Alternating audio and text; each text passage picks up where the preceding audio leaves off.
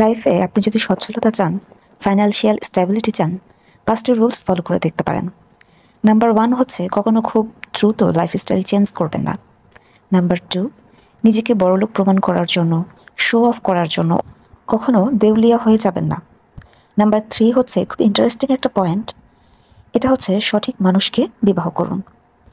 জীবন সঙ্গী বা জীবন সঙ্গিনীর খুব ইম্পর্ট্যান্ট একটা ভাইটাল রোল থাকে মানুষের জীবনে সফল হওয়ার পেছনে।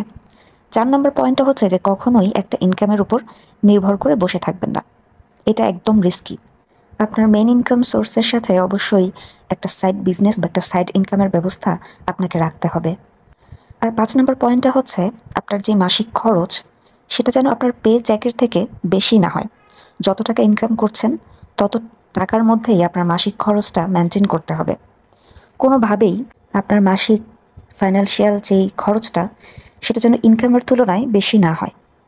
প্রত্যেকটা মানুষের আসলে মিনিমাম ফাইন্যান্সিয়াল নলেজ থাকা উচিত।